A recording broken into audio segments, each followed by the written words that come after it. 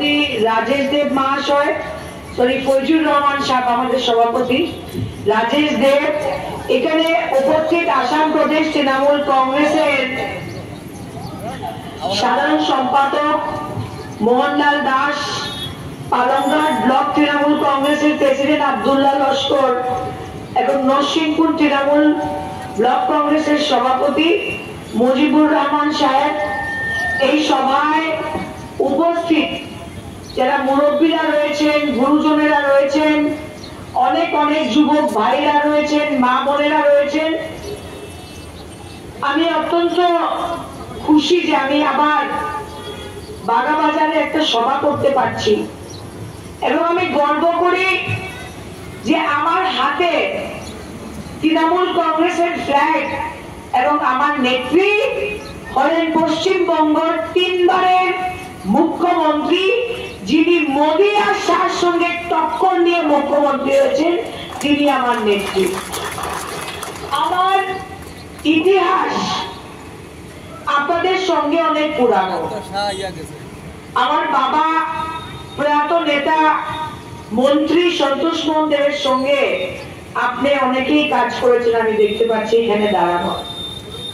বন্ধুগণ, আমি নিজে ছাত্র জীবন থেকে কংগ্রেস করতাম, কিন্তু বিগত বিধানসভা নির্বাচন যখন আসাম রাজ্যতে আসলো, তখন যে ছবিটা আমি ভারতীয় জাতীয় কংগ্রেসের দেখতে পারলাম আসামে, আমার বিশ্বাস হলো না যে এই কংগ্রেস সন্তোষ মোহন দেবের কংগ্রেস। আমার বিশ্বাস হলো না যে এই কংগ্রেস সতীন্দ্র মোহন দেবের কংগ্রেস। বন্ধুগণ, আমি কেন কংগ্রেস করি? কারণ আমি এই দেশের সংবিধানের মধ্যে বিশ্বাস করি। আমি কেন কংগ্রেস করতাম? কারণ আমি ধর্ম জাত পাতের মধ্যে মতভেদে বিশ্বাস করতাম না। আমি বিশ্বাস করতাম যে যে দল দেশকে স্বাধীন করেছে সেই দল আমার নিজের দল। কিন্তু বন্ধুগণ, আসাম রাজ্যের 2021-এর বিধানসভার নির্বাচনের পরে আমি হতাশ হয়ে গেলাম। যে কংগ্রেসের ওয়ার্কাররা, যারা কংগ্রেসের ভোটাররা, আপনারা আমাকে 2014-তে মোদী হাওয়া থাকা সত্ত্বেও দিল্লির পার্লামেন্টে বসার সুযোগ করে দিয়েছিলেন, কিন্তু বিধানসভার নির্বাচনে দেখলাম সকালে যেটা বিজেপি বলে রাত্রে ওইটা কংগ্রেস করে, সকালে যেটা বিজেপি বলে রাত্রে ওইটা কংগ্রেস করে। আমি সমস্ত দেশে দেখলাম যে এরকম কোন নেতা আছে, এরকম কোন নেত্রী আছে যার হাত ধরে আমি একটা সাম্প্রদায়িক শক্তি বিজেপির সঙ্গে লড়াই করতে পারবো। সমস্ত দেশের দিকে তাকিয়ে আমি আমার মার সঙ্গে আলোচনা করলাম, আমরা সিদ্ধান্ত নিলাম এরকম যদি কোনো নেত্রী থাকে যে বিজেপির সঙ্গে টক্কর দেওয়ার ক্ষমতা থাকে, একমাত্র হলো মমতা বন্দ্যোপাধ্যায়।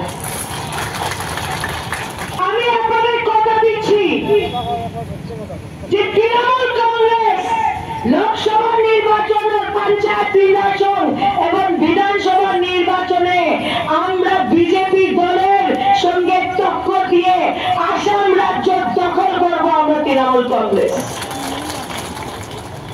আজকে এই বিজেপি একবার বলে এনআরসি, একবার বলে কা, এখন বলছে ডিভোটার। ওরা বললো অসমীয়াদের আমরা এনআরসি করবো, এনআরসির পরে সব বিদেশি আমরা আসাম থেকে বের করে দিব। কিন্তু বন্ধুগণ, এনআরসির পরে কি হলো? দেখা গেল মাত্র 19 লক্ষ মানুষ বাইরে।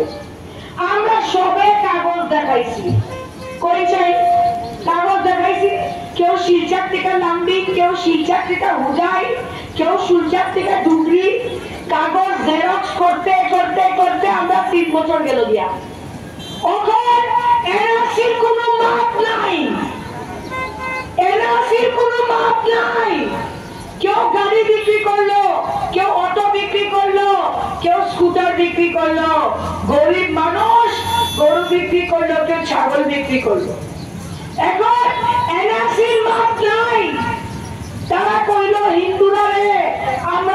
আনতাছি মোদি তোমরা বাঁচাইবো।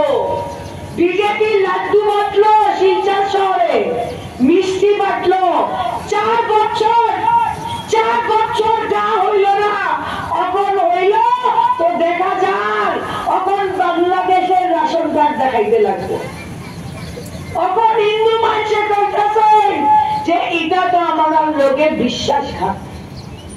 ওরা কোন জাতি কোন ধর্মকে ভারতীয় জনতা পার্টি সম্মান দিতে জানে না। পত্রিকা খুললে দেখা যায় একদিকে হেমন্তর ছবি, একদিকে মোদীর ছবি। পত্রিকা দেখলে মনে হয় ভারতীয় জনতা পার্টি সব দিলাম, ঘরও দিলাম, বিদ্যুৎও দিলাম, খাওয়ার জলও দিলাম, ওষুধও দিলাম।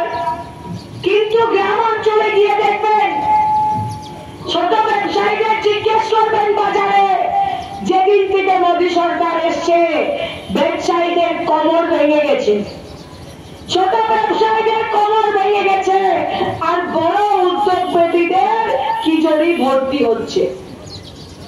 আজকে বিচার করবেন, গ্যাস সিলিন্ডারের দাম 1000 টাকা, আজকে ডিজেল পেট্রোলের দাম 90 আর 100 টাকা। আজকে একটা জ্বর হলে যে আমরা প্যারাসিটামল খাই, এই প্যারাসিটামলের দাম কোথায় গেছে আপনারা বিচার করে দেখবেন। যে মোদি বলেছিল বহুত হুই महंगाई की मार, अब की बार मोदी সরকার, সেই মোদি সরকারকে আজকে আমি প্রকাশ্য সভাতে প্রশ্ন করছি যে আপনি মূল্য বৃদ্ধি কমাতে পারলেন না কেন? ওরা বলেছিল যে আমরা যুব সমাজকে চাকরি দিব। এইখানে বাজারে এই যে যুবক ছেলেরা দাঁড়ানো আছে, আমার ডান দিকে আছে, আমার বাঁ দিকে আছে, আমার সামনে দিকে আছে, এই যুব সমাজকে জিজ্ঞেস করতে চাই আপনারা কতজন ডিসি অফিস বা মেডিকেল, পিডব্লিউডি, ইরিগেশনে কেউ চাকরি পেয়েছেন নাকি? আপনারা বলেন, কেউ পেয়েছেন নাকি চাকরি? বলেন। কিন্তু আসামের মুখ্যমন্ত্রী কি বলেছিল যে বরাকে যত সরকারি চাকরি আছে আমরা বরাকে ছেলে মেয়েদের দিব। প্রত্যেকটা ঘরে ঘরে শিক্ষিত ছেলেমেয়েরা আজকে বসার চাকরি নাই। আপনারা গ্রামে থাকেন কিন্তু সবাই আপনারা ডিসি অফিস যাই, আপনারা ইরিগেশন অফিস যাই, আপনারা মেডিকেলে যান। বলেন, আমি আজকে পরিবার সূত্রপত্রকে এখান থেকে চ্যালেঞ্জ জানালাম, যদি কোনো বিজেপির ওয়ার্কার থাকে আমি আপনাদের চ্যালেঞ্জ জানালাম, প্রত্যেকটা সরকারি অফিসে বরাকের বাইরের ছেলেমেয়েরা এসে কাজ করছেন। বলে কেউ গুণাগার, কেউ তুলসুকিয়া, কেউ বদলেন, আর আমাদের বরাকের ছেলেমেয়েদের আজকে বিজেপি সরকার চাকরি দিচ্ছে না। কি রহস্য?